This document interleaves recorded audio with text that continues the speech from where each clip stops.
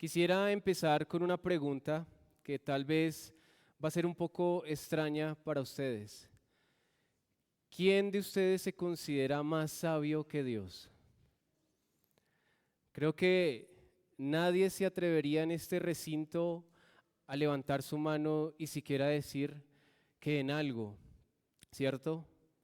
Pero saben que con muchas actitudes que nosotros tenemos, estamos diciendo que en ciertas ocasiones somos más sabios que Dios. A pesar de que en este momento no es capaz de reconocerme eso, en muchas ocasiones y circunstancias en sus vidas y en nuestras vidas, también en mi vida, por la actitud que tomamos, llegamos a pensar que somos más sabios que Dios. Esta tarde estamos viendo un problema aquí en este pasaje que acabamos de leer. Es un problema que está afectando dos sentidos, la vista y el oído. Por ciertas perspectivas que estaba teniendo Juan el Bautista, él estaba interpretando y entendiendo algo mal. La perspectiva en muchas ocasiones nos puede jugar malas pasadas. Hay unas obras de arte que son hechas con unos cables que en el lugar donde uno se ubique va a haber algo diferente. Y solamente cuando uno está ubicado en el centro puede darse cuenta de qué fue lo que hizo ese artista. Y hoy la palabra quiere ayudarnos con la gracia de Dios a que nuestras vidas busquen siempre ubicarse desde el enfoque y la perspectiva de Dios. El título de esta enseñanza es Cuando nuestros sentidos nos engañan. Y vamos a ver este pasaje en tres partes importantes. Esta historia tiene tres partes. La primera de ellas es una duda en medio de las circunstancias. Y es lo que estamos viendo allí que acabamos de leer de Juan el Bautista. A él se le presenta cierta duda. Vamos a abordar esa parte de la historia. En segundo lugar, vamos a ver la superioridad de lo escrito o aún de lo que escuchamos. Esa sería la segunda parte de nuestra historia. Y al final de esta historia estamos viendo la comparación del incrédulo. Aquí estamos viendo una comparación que Jesús saca a relucir a estos oyentes. Así que sin más preámbulos, avancemos en nuestra primera parte de la historia. La encontramos ahí en los versículos 1 al 6 que acabamos de leer. Dice que cuando Jesús terminó de dar instrucciones a sus discípulos, se fue de allí y siguió su misión, siguió enseñando, siguió predicando. Y vuelve a la escena un personaje que no habíamos visto desde qué capítulo. No sé si usted ha estado pendiente de eso. Desde el capítulo 4 no vemos a Juan el Bautista. ¿Qué pasó con él? Estaba encarcelado. Es el último registro que tenemos de Juan el Bautista en Mateo y llega aquí en este capítulo 11 nuevamente él a la escena. ¿Y cómo lo vemos a este personaje? Dice, y al oír Juan en la cárcel los hechos de Cristo, envió dos de sus discípulos. Juan se encontraba en la mazmorra, encarcelado allí en la fortaleza del rey Herodes, denominada Maqueronte. Allí estaba este hombre en medio de esta circunstancia y podemos deducir por el pasaje que sus discípulos iban allí y le iban reportando todo lo que estaba sucediendo con el Señor Jesús, con ese Mesías que él había anunciado. Estaban ellos dándole ese reporte, pero algo pasó en Juan el Bautista. Él no entendía porque su perspectiva, su visión, lo que él estaba esperando era otra cosa muy diferente. Piense por un momento, Juan el Bautista se encontraba encarcelado con grilletes en sus brazos, en sus piernas. Allí estaba, posiblemente también estaba siendo torturado. Y el mensaje que traía Juan el Bautista era un mensaje diferente para él. Él en una ocasión dice que el hacha está puesta a la raíz de los árboles y llamaba al arrepentimiento a sus oyentes, porque pronto iba a llegar ese juicio inminente. Pero él ve otra situación, hay otra circunstancia que lo está rodeando. Él se encuentra allí en esta cárcel. Esto genera confusión para él, así que envía a 2 emisarios para que le hagan esta pregunta a Jesús. ¿Cuál es la pregunta? Versículo 3. ¿Eres tú aquel que había de venir o esperamos a otro? Esa fue la pregunta que hizo Juan el Bautista. ¿Y cuál es la respuesta que él recibe? Noten algo, hermanos, aquí muy interesante. Vemos que el reporte de los discípulos de Juan el Bautista muy posiblemente era todo lo que ya nos ha estado mencionando Mateo desde capítulos atrás. ¿Qué ha estado sucediendo? Milagros. La gente se está sanando, los endemoniados están siendo liberados, hay resucitados. Todo esto estaba llegando a oídos de Juan. ¿Y cuál es la respuesta que Jesús le envía? Dice en el versículo 4, respondiendo Jesús les dijo: id y haced saber a Juan las cosas que oís y veis. Prácticamente lo mismo que ellos ya les han estado diciendo a Juan. Y ahora mire lo que dice en el versículo 5, los ciegos ven, los cojos andan, los leprosos son limpiados, los sordos oyen, los muertos son resucitados y a los pobres es anunciado el evangelio. Eso era el reporte que ya estaba recibiendo Juan el Bautista. Pero acá tenemos que notar que hay una diferencia, hermanos. No tanto por lo que el Señor, no de contenido, sino de forma.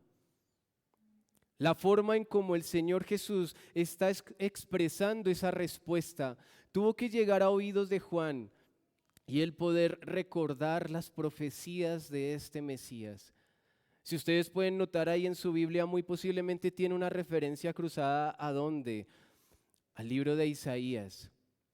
Acompáñeme por un momento a Isaías capítulo 35. Isaías capítulo 35.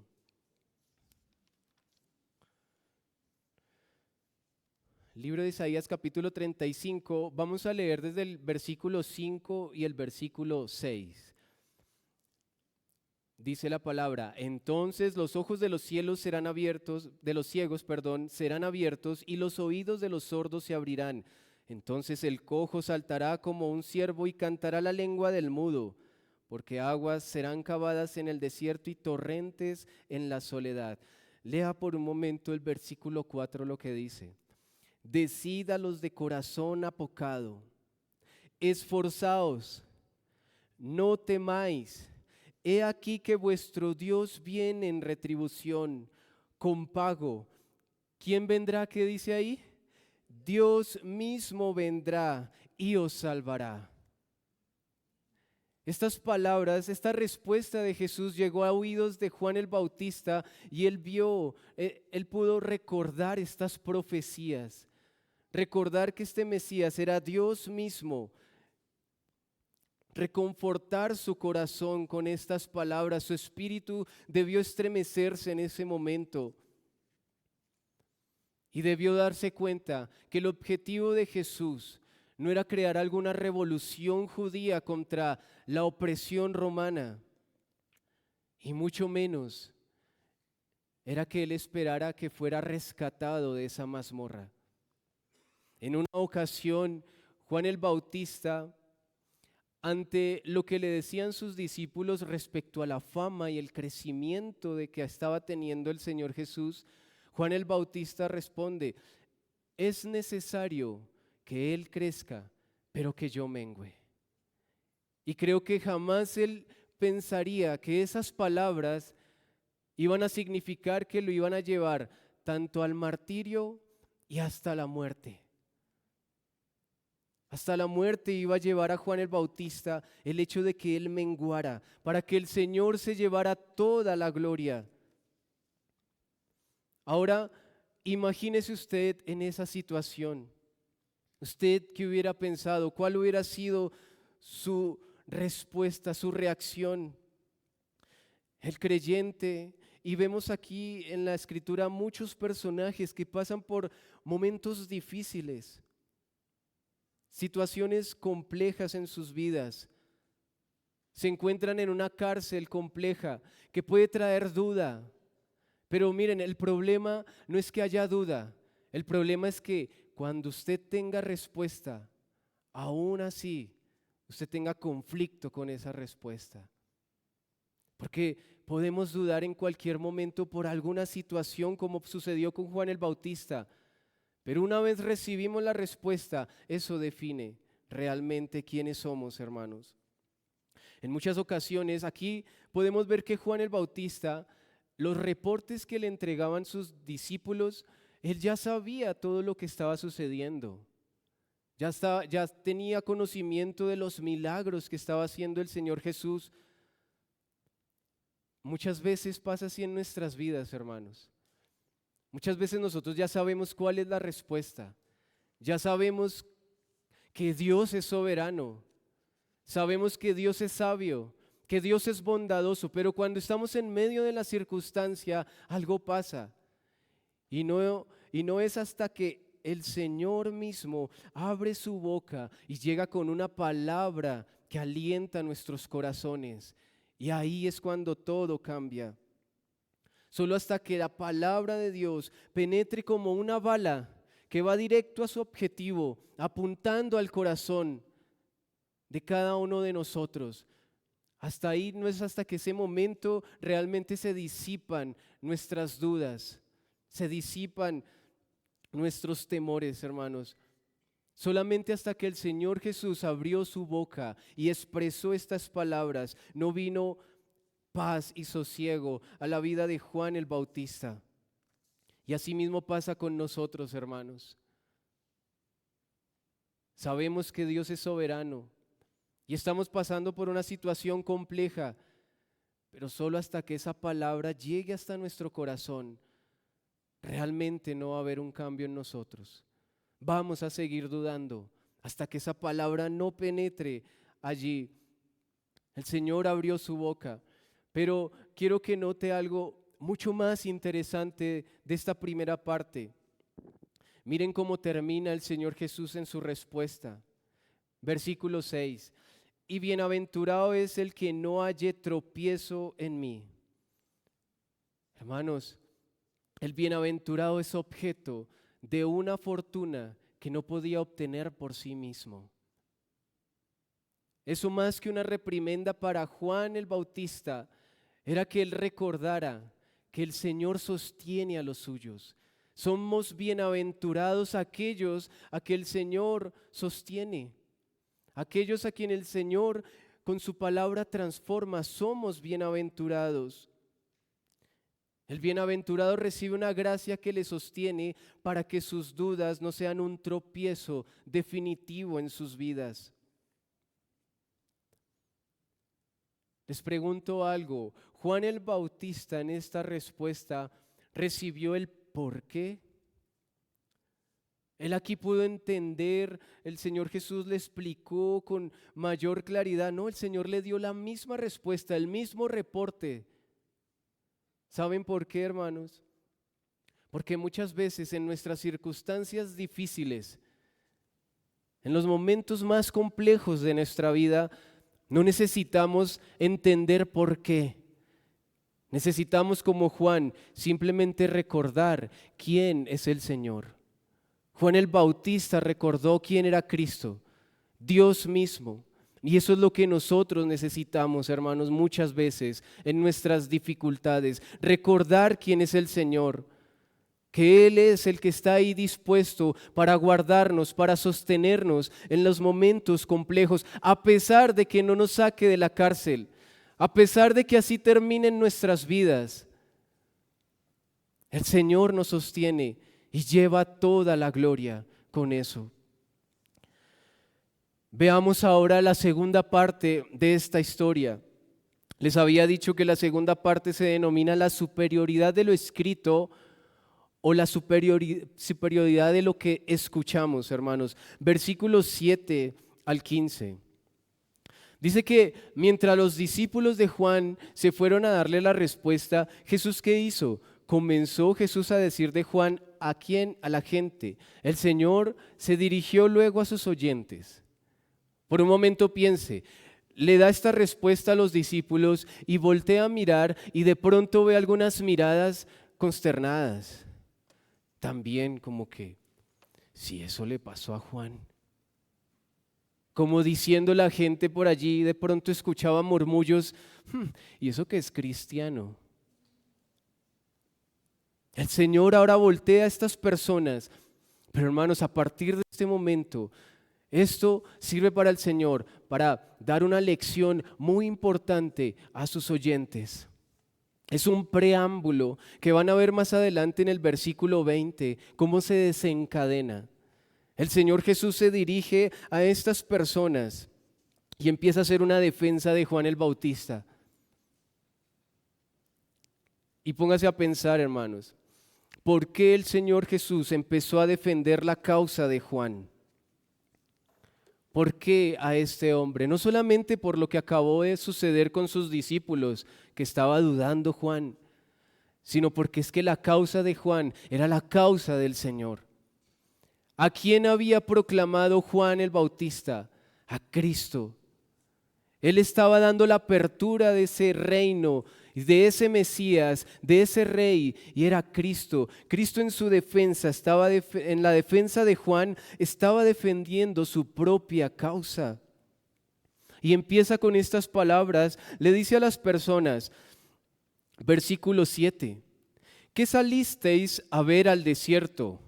¿Una caña sacudida por el viento?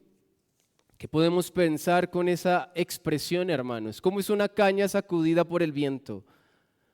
Está de lado a lado. Lo primero que podemos darnos cuenta ahí es que a pesar de esa duda de Juan, Juan no era un hombre inestable.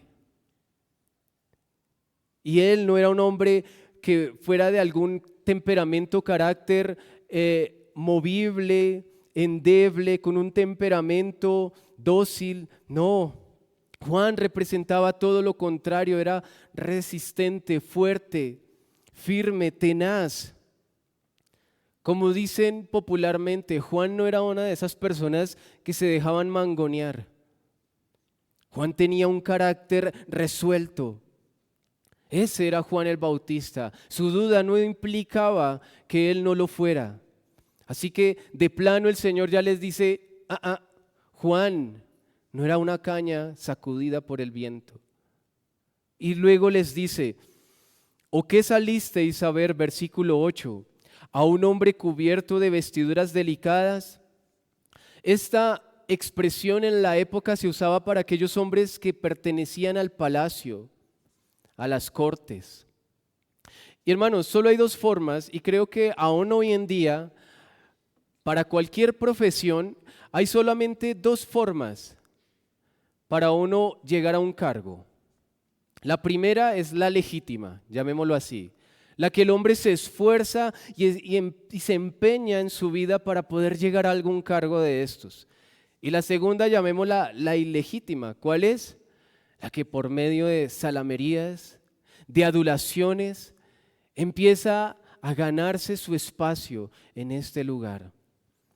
¿Cuál creen que hace referencia aquí? Según los estudiosos, hace referencia a estos aduladores, estos hombres que por medio de palabras lisonjeras llegan allí a estos lugares y están allí en los palacios codeándose con los duros de la nación. Pues Juan no era uno de esos, tampoco. Así que a esta respuesta, a esta pregunta, la respuesta es negativa. Es un no. Juan no era ni inestable y mucho menos esperaba ser adulador con estos gobernantes. Y lo podemos corroborar, hermanos, porque precisamente por eso es que Juan es encarcelado, por confrontar la inmoralidad de ese rey de forma directa. Él no tenía ningún deseo de estar en algún en alguna posición de estas. Ahora, hasta aquí démonos cuenta cómo va desarrollando Jesús esta defensa de este hombre. Pregúntese usted, y me pregunto yo, ¿cómo sería nuestra defensa? ¿Cuál es la clase de cristianismo que nosotros tenemos, hermanos? Posiblemente usted no es de los lisonjeros o aduladores, pero sí legítimamente busca ganarse un lugar de estos, pero entrega toda su vida a eso. Hay una frase que he escuchado en varias personas que no son creyentes y es la siguiente. Ellos dicen, me gusta el Cristo y lo que representa, pero no me gustan sus fans. Y la he escuchado mucho. Y ojalá esos fans que no les gustan a estos hombres sean porque estos fans son férreos defensores de la causa de Cristo. Pero no, hermanos, esta frase tiene un tinte diferente porque se han decepcionado de lo que son los cristianos. Hombres criticones, quejumbrosos, mentirosos, negligentes, y la lista sigue y sigue. Pensemos por un momento en eso, hermanos, pero volvamos ahora a nuestro texto nuevamente y vamos a ver cuál es la respuesta afirmativa. ¿A qué pregunta? Versículo 9, ¿pero qué salisteis a ver? A un profeta.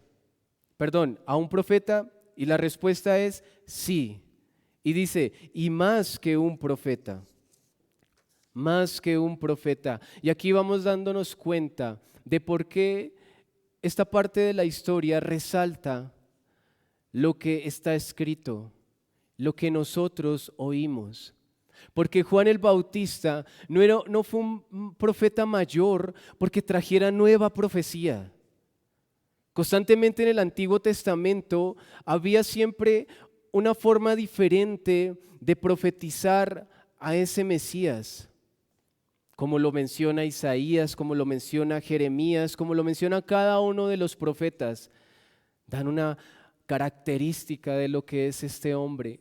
Pero la diferencia con Juan el Bautista es que Juan el Bautista logró aplicar esas profecías a la persona de Cristo. Él logró identificar de quién hablaban estas profecías, quién era el Cristo, lo vio en persona. Lo que no sucedió con otros profetas, sí sucedió con Juan el Bautista. Por eso dice, y más que un profeta. Lo otro, y lo menciona ahí, es porque Juan el Bautista también fue profetizado. Fue el mensajero profetizado. Fue el mensajero que iba a abrir el camino del rey. Ningún profeta iba a tener ese privilegio. Solamente Juan el Bautista tuvo ese gran privilegio. Ahora pueden notar por qué esa defensa de Cristo hacia Juan el Bautista hablaba de Cristo mismo. Porque Cristo fue ese hombre al que Juan el Bautista abrió camino. Por eso esta defensa. Y dice Jesús en el versículo 12, dice, desde los días de Juan el Bautista hasta ahora, el reino de los cielos sufre violencia y los violentos lo arrebatan.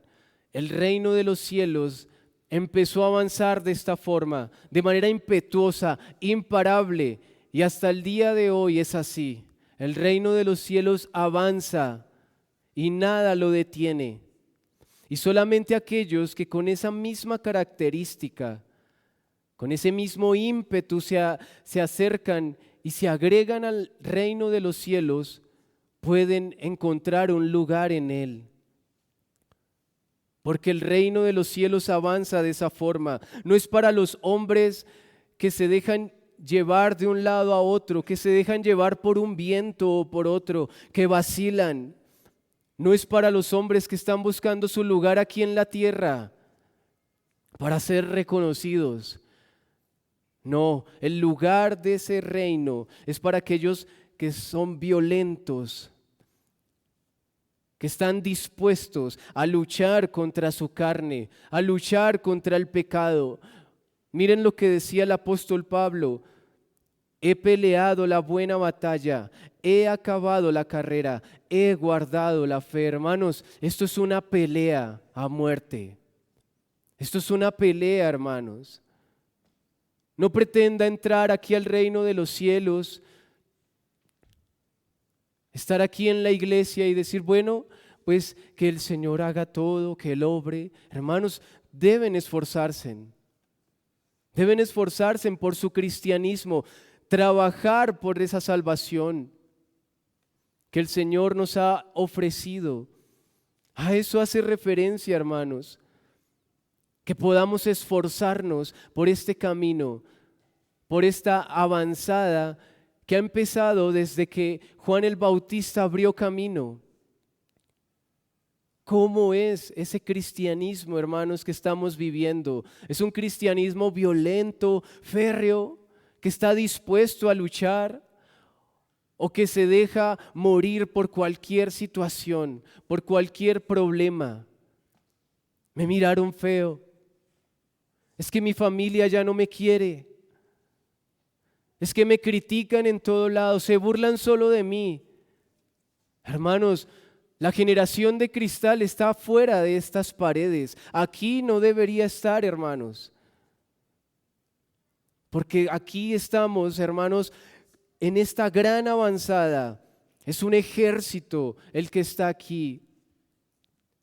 Y solamente esas personas son las que se unen a este reino que el Señor ha inaugurado. Ahora, noten lo que el Señor termina diciendo. Les ha dicho en el versículo 14 lo siguiente: y si queréis recibirlo, a Juan el Bautista, él es aquel Elías que había de venir. Y luego les dice en el versículo 15: el que tiene oídos para oír, oiga. Hermanos, aquí está. El Señor en cada parte está colocando algo muy especial. Al final de la anterior parte de este pasaje, ¿qué fue lo que dijo? Bienaventurado el que no haya tropiezo en mí. Ahora al final de esta parte dice, el que tiene oídos para oír, oiga. Quiero que tengan esto en mente porque vamos a recoger la conclusión de lo que el Señor Jesús aquí está expresando. El Señor les preguntó a ellos, ¿qué salieron a ver? Y termina diciéndoles que el que tiene oídos para oír, oiga. ¿Saben, hermanos? Lo que muchas veces vemos, y si no la gran mayoría, nos engañan. Las cosas que vemos nos pueden llegar a engañar fácilmente. Dice la Escritura que el diablo se viste de ángel de luz. La gente se deja deslumbrar por el brillo de algo que aparentemente es bueno, pero el Señor aquí los aterriza. Ustedes salieron a ver, querían ver, pero el Señor les dice, ¿qué escucharon? ¿Qué escucharon? Por eso termina diciendo el Señor aquí, el que tiene oídos para oír, oiga. Pregúntese, hermano, ¿qué necesitó Juan el Bautista para que su corazón quedara tranquilo y satisfecho? ¿Qué necesitó? ¿Ver? No. Necesitó oír. Y dice el Señor, bienaventurado los que han creído en mí sin verme. Nosotros, ¿quién aquí ha visto al Señor? ¿Quién fue testigo ocular de lo que sucedió en el primer siglo? Ninguno, hermanos. Es por el oído. ¿Por dónde es que viene la fe? Por el oír. Así es, hermanos. Ahora vamos a concluir esta parte con la última parte de la historia, última parte de la historia, les decía que se denomina la comparación del incrédulo. Versículo 16 al 19. Dice el Señor Jesús, mas ¿a quién compararé? Mas ¿a qué compararé, esta generación? Acá hay algo que quisiera acotar, hermanos. La forma en cómo se tradujo aquí en nuestras Biblias es más, ¿a qué compararé esta generación? Esa conjunción, el más. La mejor forma de traducirlo, y como lo hacen otras versiones de la Biblia, es pero. Es mejor esa conjunción y mucho más clara, porque esta es una conjunción denominada adversativa. ¿Qué quiere decir? Hermanos, aquí lo que quiere decir es que cuando el Señor dice pero, es que todo lo que acabo de decir atrás, para estos oyentes no se cumple. Vieron a Juan, han escuchado todo este argumento que el Señor les ha dado, pero ¿saben? No se cumple. Tienen oídos, pero no les sirven. Tienen ojos y están ciegos. Por eso el Señor aquí les dice, pero, ¿y a quién se está dirigiendo a ellos? ¿A qué compararé esta generación? Dice, es semejante a los muchachos que se sientan en las plazas y dan voces a sus compañeros. Y esas voces que dicen es, os tocamos flauta y no bailasteis, os endechamos y no lamentasteis. ¿Saben? Está comparando el Señor a esa generación, a esos oyentes, con personas caprichosas, personas que querían definir cuál era el juego correcto, cuál era la canción adecuada en ese momento. Esa es la idea que subyace de esta comparación. Eran personas volubles, como podemos notar allí. Entonaban con la flauta algún ritmo, pero veían que la gente no hacía nada, no tenían ningún problema en cambiar. Y entonces se ponían tristes.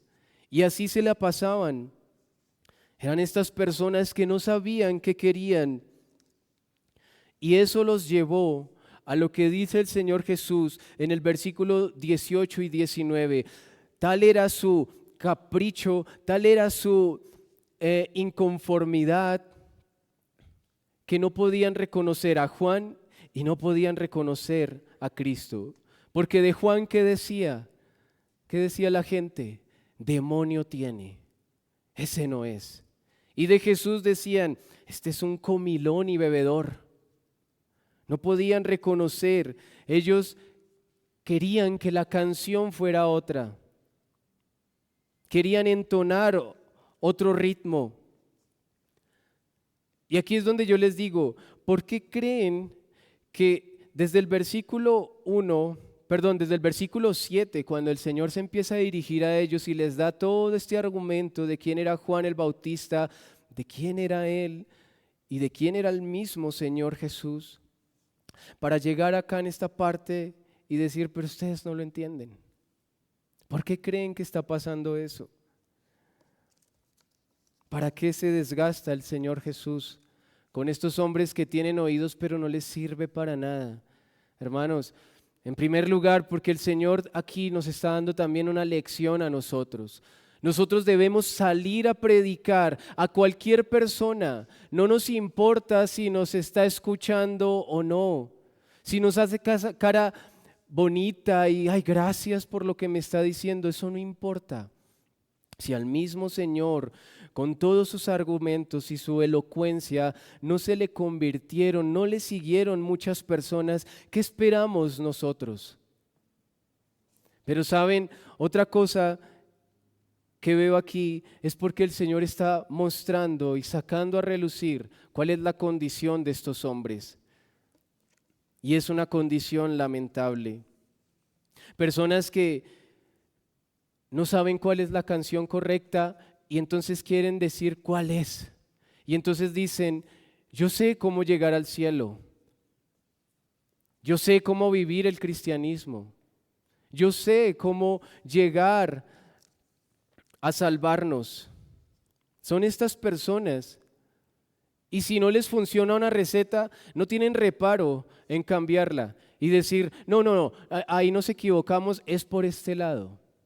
Son esas personas que luego el Señor Jesús va a reprochar en el versículo 20. Ahora, usted que está allí sentado, tiene sus oídos, está escuchando la voz de Dios en esta tarde. ¿Cómo está usted al respecto? A veces piensa decirle al Señor cuál es la canción correcta. Aquí el Señor finaliza con estas palabras. Dice, pero la sabiduría es justificada por sus hijos. Noten que en cada una de las secciones el Señor terminó con una frase implacable, una frase tremenda. Y aquí les está diciendo, pero la sabiduría es justificada por sus hijos. Es decir, la sabiduría es justificada por sus hechos. ¿Quién va a tener la razón al final? ¿Quién va a tener la razón?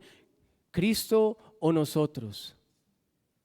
¿Vamos a seguir nosotros de caprichosos diciéndole al Señor cuál debe ser la canción que se debe entonar? Usted que todavía no es creyente, hay algo terrible aquí.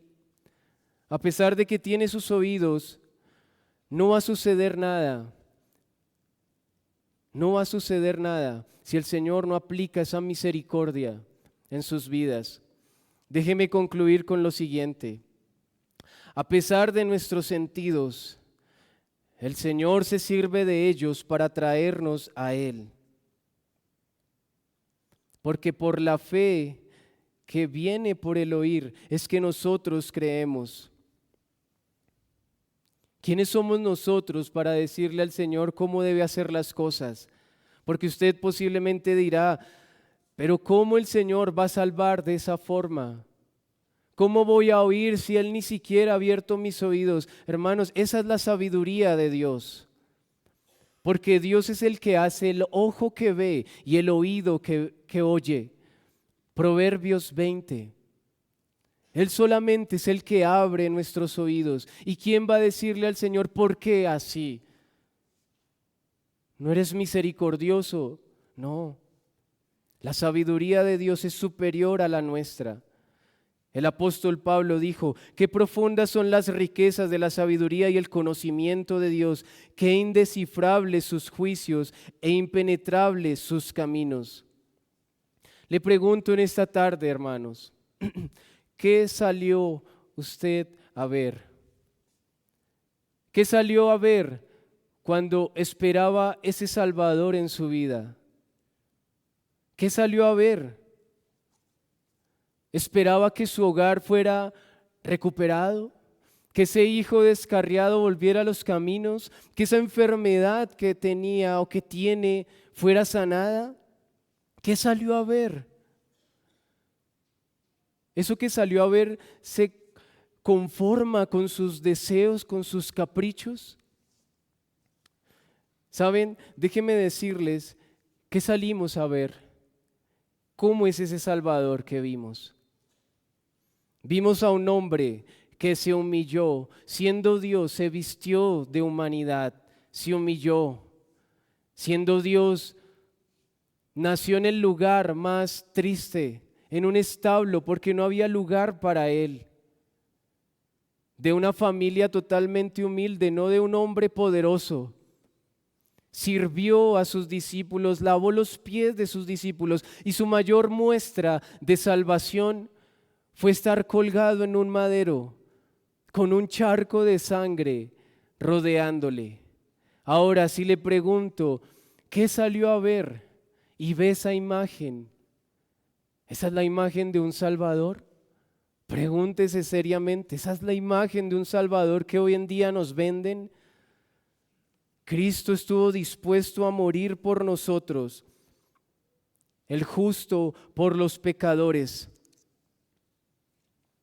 La imagen que para muchos puede representar derrota fue el lugar donde hubo mayor victoria, donde Cristo pisoteó la cabeza de la serpiente y trajo salvación para muchos.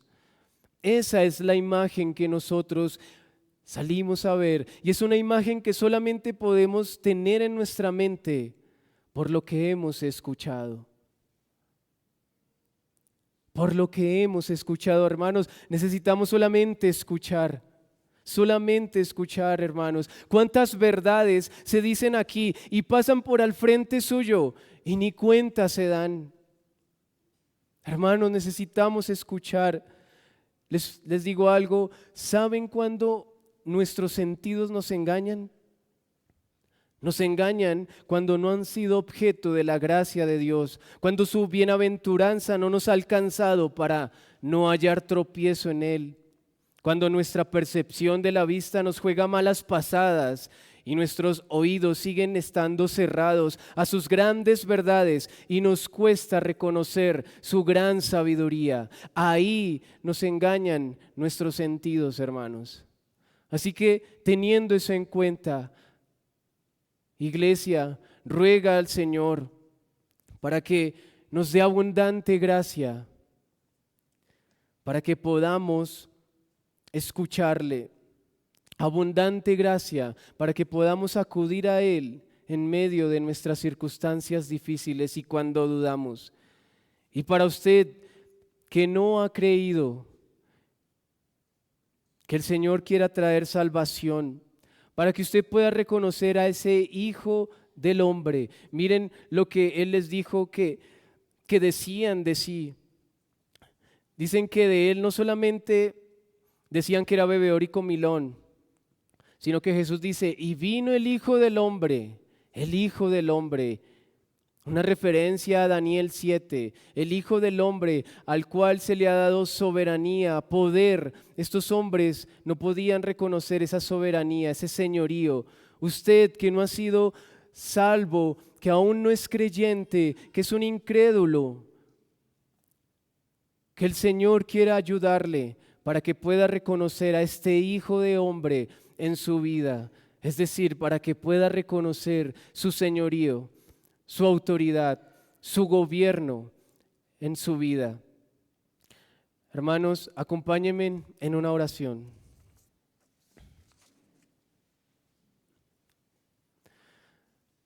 Amado Dios y Padre Santo, te damos gracias, Señor, por tu palabra.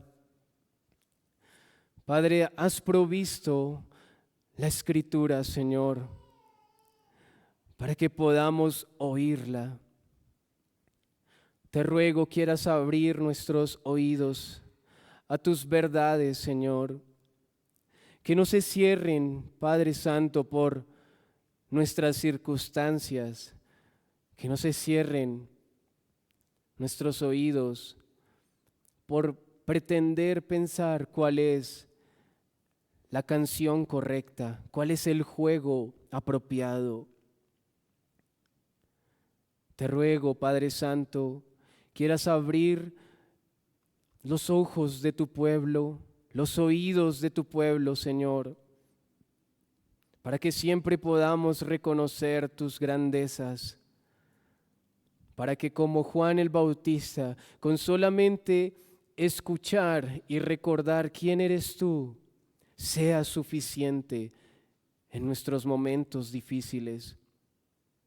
Oro, Señor, por aquellos que aún no son salvos, por aquellos que aún no creen en ti, Señor. Quieras aplicar tu misericordia en sus vidas y que puedan ser también bienaventurados para que no hallen tropiezo en ti, Señor. Ayúdanos a acudir siempre a tu palabra, siempre a ella, Padre, a la fuente de toda verdad. En el nombre de tu Hijo Jesucristo, te oramos a ti, Señor. Toda la honra y la gloria sea para ti. Amén.